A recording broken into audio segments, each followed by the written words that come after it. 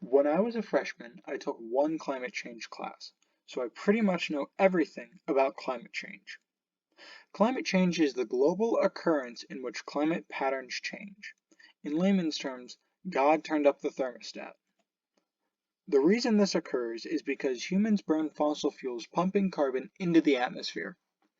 People expect this to be solved soon, but instead of trying to make a change, they wait around expecting others to make the change for them.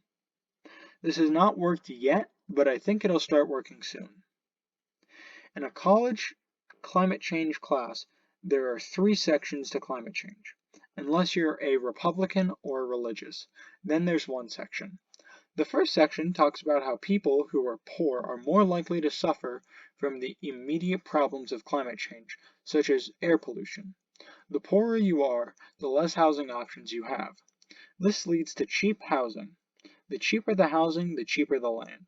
This means that big companies and power plants will come in and build their factories because the land is so cheap. This means that companies, power plants, factories, and the United States government have decided that rich people's lives are more valuable than poor people's. We know this because people who are exposed to this much air pollution are way more likely to suffer from lung problems and even lung cancer. The second section talks about how climate change is like a bathtub. We are the faucet and the earth is the drain. The earth naturally gets rid of carbon, but the rate at which it removes carbon from the atmosphere is a lot lower than the rate we put carbon into the atmosphere. At the rate we are going, the bathtub is soon to overflow. This is also known as the tipping point. When we pass the tipping point, we will not be able to reverse the effects of climate change. We are about 25 years away from Earth's tipping point, which is not good.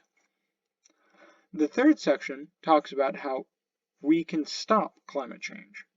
This section has a few solutions. First, we could stop using fossil fuels and start using nuclear and renewable fuels like solar panels.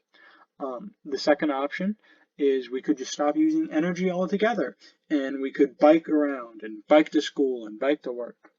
Or even better, the third option, we could kill half the population of the Earth. That would surely stop how much carbon we're emitting. To make my point clear, we are not going to stop climate change at our current rate. Oh, gosh, I forgot. We didn't talk about Republicans and religious people. This is verbatim from the Republican Climate Change book. Chapter 1, Climate Change. It's, it's not real. Do not believe liberals. The end. Now you know how to test out of climate change whether or not you're a Republican or Democrat. Good luck.